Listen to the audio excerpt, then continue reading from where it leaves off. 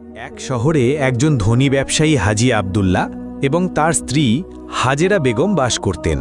তাদের একমাত্র ছেলের নাম ছিল মুহাম্মদ। কিন্তু ছেলে মুহাম্মদ ছিল খুবই অহংকারী। যখন মুহাম্মদ যুবক হল, তখন হাজী আব্দুল্লাহ এবং হাজেরা বেগম তার সামনে বিয়ের প্রস্তাব রাখলেন। তারা বললেন, মুহাম্মদ, তুমি এখন বড় হয়েছ, এখন তোমার বিয়ে দেওয়া উচিত। তখন মুহাম্মদ উত্তর দিল, আব্বা, আমি সেই মেয়ের সঙ্গে বিয়ে করব যাকে আমি প্রতিদিন 100 জুতার বাড়ি খাওয়াবো। আমার ইচ্ছা এই যে আমি যার সঙ্গে বিয়ে করব তাকে প্রতিদিন 100 জুতার বাড়ি মারব। এই অদ্ভুত শর্ত শুনে তার বাবা মা ভীত হয়ে পড়লেন। তারা ভাবলেন, এমন শর্তে কে তাদের মেয়েকে বিয়ে দেবে?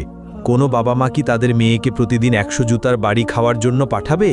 একদিন সেই শহরে আরেকজন ধনী ব্যবসায়ী হাজী ইউসুফ এলেন, যিনি তার মেয়ের জন্য পাত্র খুঁজছিলেন। কেউ একজন তাকে হাজী আব্দুল্লাহর ছেলে মুহাম্মাদের কথা বলল। এটা শুনে হাজী ইউসুফ মুহাম্মাদের বাবা মার সঙ্গে দেখা করতে গেলেন এবং তার মেয়ের বিয়ের প্রস্তাব দিলেন। তখন মুহাম্মদ তৎক্ষণাৎ বলে উঠল, দেখুন, আমি শুধু সেই মেয়ের সঙ্গে বিয়ে করব যাকে আমি প্রতিদিন 100 জুতার বাড়ি মারতে পারবো। আমি চাই আমার স্ত্রী প্রতিদিন আমার হাতে 100 জুতার বাড়ি খাবে। এই কথা শুনে হাজী ইউসুফ হতভাগ হয়ে গেলেন। কে তার মেয়েকে এমন পাগলের হাতে দেবে? তিনি সঙ্গে সঙ্গে উঠে চলে গেলেন। বাড়ি ফিরে তিনি তার স্ত্রী ফাতিমা বেগমকে সব কথা খুলে বললেন।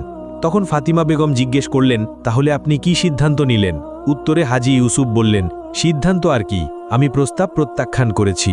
কে তার মেয়েকে এমন লোকের কাছে পাঠাবে যে তাকে প্রতিদিন জুতার বাড়ি মারবে? তখন ফাতিমা বেগম বললেন, আপনি ঠিকই করেছেন, কিন্তু এই কথোপকথন তাদের মেয়ে আয়েশা শুনছিল।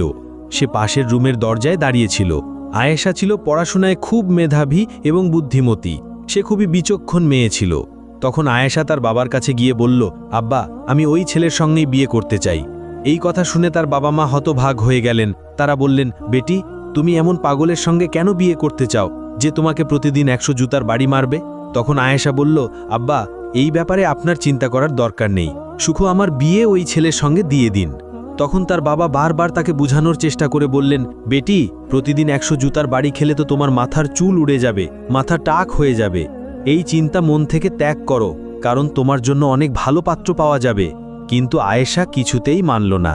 সে বারবার বলতে লাগলো, আব্বা, আমি আপনাদের কসম করে বলছি, আমার বিয়ে ওই ছেলের সঙ্গেই দিন, আমি বিষয়টা ম্যানেজ করে নেব।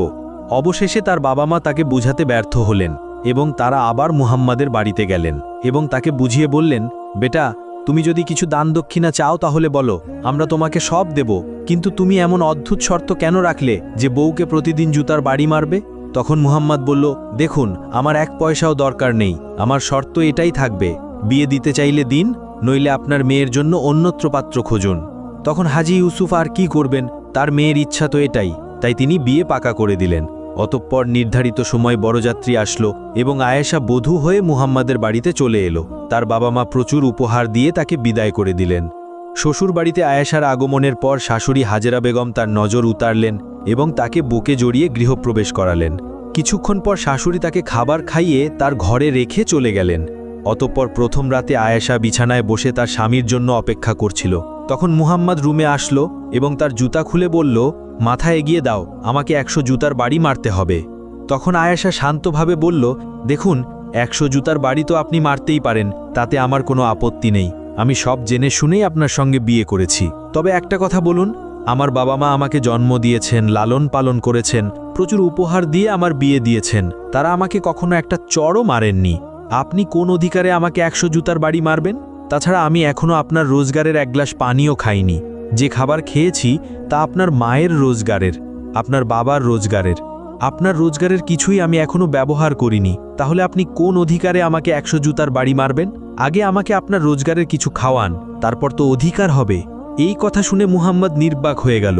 কথাটা তো ঠিকই, সে এখনও নিজে কিছুই উপার্জন করেনি, তার সব কিছুই বাবা মার রোজগারের। এই কথা শুনে তার মনে ধাক্কা লাগলো। অতঃপর সে তার বাবা মার কাছে গিয়ে সব কথা খুলে বলল। তখন তার বাবা বললেন, বেটা, তোমার বউ একেবারে ঠিক কথা বলেছে, আমাদের এত সম্পদ আছে যে 7 পুরুষ বসে খেতে পারবে, কিন্তু তুমি নিজে কিছুই উপার্জন করনি। এই কথা মুহাম্মাদের মনে গভীরভাবে লাগলো। তাই পরদিনই সে ব্যবসা করতে যাওয়ার সিদ্ধান্ত নিল। যেহেতু তার বাবা ছিলেন ব্যবসায়ী, যিনি জাহাজে করে মালপত্র বিদেশে ক্রয় বিক্রয় করতেন, তাই মুহাম্মাদও সেই ব্যবসায় নামার সিদ্ধান্ত নিল।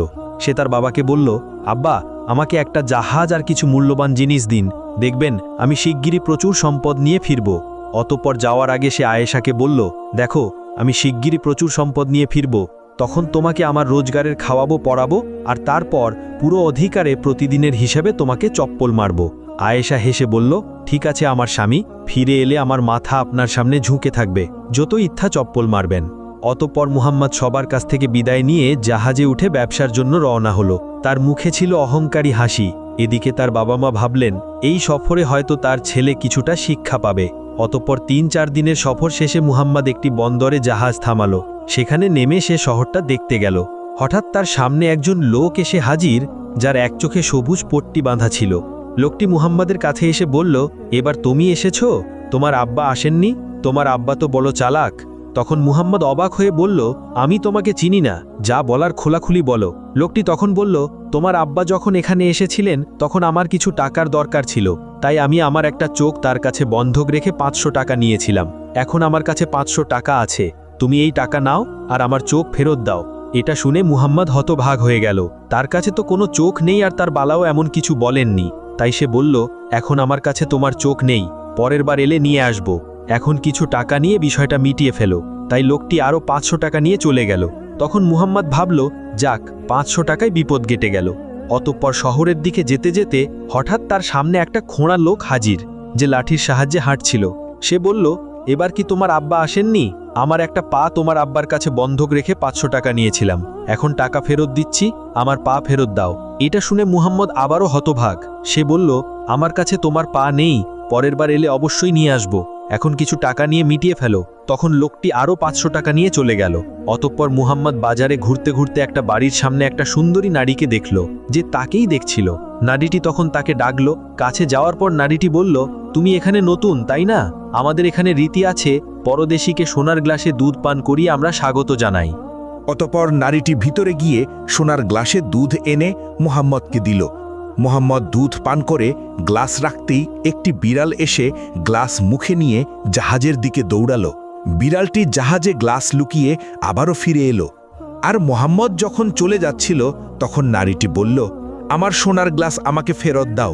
তখন মুহাম্মদ বলল, আমি তো এখানে রেখেছি, কিন্তু গ্লাস তো নেই। তখন নারীটি চিৎকার করে বলল, তুমি আমার গ্লাস চুরি করেছ। অতঃপর বিষয়টি কোতোয়ালের কানে গেল।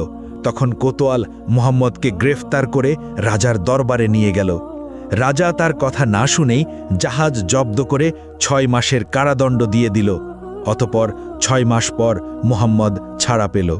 তখন তার কাছে কিছুই ছিল না, সে রাস্তায় ভিখারির মতো ঘুরছিল। একজন লোক তাকে দেখে বলল, এটা ঠকদের শহর, আমি গান গাই, তুমি যদি নাচতে পারো তাহলে আমার সঙ্গে নাচো, নইলে এখানে বেঁচে থাকা কঠিন। তখন মুহাম্মদের আর কোনো উপায় ছিল না, সেই মেয়ের পোশাক পরে নাচতে শুরু করল। এভাবে প্রায় 8 মাস কেটে গেল। এদিকে আয়েশা তার স্বামীর জন্য অপেক্ষা করছিল। 8 মাসেও সে না ফিরলে আয়েশা তার শ্বশুরকে বলল, আব্বা, আমি আমার স্বামীকে খুঁজতে যাব। তখন শ্বশুর বললেন, বৌমা, তুমি এত বড় দুনিয়ায় তাকে কোথায় খুঁজবে? তখন আয়েশা বলল, না আব্বা, আমিই তাকে খুঁজে আনব, আপনি আমাকে 5টি জাহাজ আর কিছু টাকা দিন। তখন শ্বশুর তাকে 5টি জাহাজ, ধনসম্পদ এবং 5 জন বিশ্বস্ত লোক ও একটি অনুগত কুকুর দিলেন। তখন আয়েশা পুরুষের পোশাক পরে জাহাজে চড়ে রওনা হল। 4 দিন পর জাহাজ একটি বন্দরে এসে থামল। সে তার লোকদের বলল, আমার মনে হয় আমার স্বামী এই শহরেই আছে, আমি একা তাকে খুঁজব, তোমরা জাহাজেই থাকো। তখন এক চোখওয়ালা লোক এসে বলল, তোমার আব্বা আসেননি? আমার চোখ তার কাছে বন্ধক ছিল, এই 500 টাকা নাও, আমার চোখ ফেরত দাও। তখন আয়েশা বুঝল এটা ঠকদের শহর। তখন সে তার লোকদের ইশারায় বলল, কাকার চোখ জাহাজে আছে, খোঁজে আনো। তখন তারা খোঁজার ভান করে বলল, চোখ তো পাচ্ছি না। তখন আয়েশা বলল, তাহলে চাকু নিয়ে এসো, কাকার আরেক চোখ বের করে জাহাজে মিলিয়ে দেখি। এই কথা শুনে লোকটি ভয় পেয়ে পালিয়ে গেল। অতঃপর আয়েশা 2 জন সঙ্গী নিয়ে শহরে ঢুকল। সেখানে এক খোঁড়া লোক এসে বলল, তোমার আব্বার কাছে আমার পা বন্ধক ছিল, এই 500 টাকা নাও আর আমার পা ফেরত দাও। তখন আয়েশা বলল, জাহাজে অনেক পা আছে, তোমার পা চিনব কি করে? তোমার আরেক পা কেটে মিলিয়ে দেখতে হবে। তখন সেই লোকটিও ভয় পেয়ে পালিয়ে গেল। অতপর বাজারে গিয়ে আয়েশা এক সুন্দরী নারীকে দেখল। নারীটি তাকে কাছে ডাকল। অতপর নারীটি সোনার গ্লাসে দুধ দিল। আয়েশা দুধ পান করে গ্লাস রাখতেই একটি বিড়াল গ্লাস নিয়ে জাহাজের দিকে দৌড়ালো। কিন্তু কুকুরের ভাউকানিতে আয়েশার লোকেরা সজাগ হয়ে গেল এবং বিড়ালকে তাড়িয়ে দিল। তখন গ্লাস নিয়ে নারীটির বাড়িতেই লুকালো। তখন নারীটি চিৎকার করে বলল, তুমি আমার গ্লাস চুরি করেছ। অতপর কোতোয়াল এসে জাহাজে তল্লাশি নিল, কিন্তু কোথাও গ্লাস পেল না। তখন আয়েশা বলল, ওর বাড়ি তল্লাশি করো। তখন তল্লাশিতে বিড়ালের মুখে গ্লাস পাওয়া গেল। তখন কোতোয়াল নারীটিকে গ্রেফতার করল।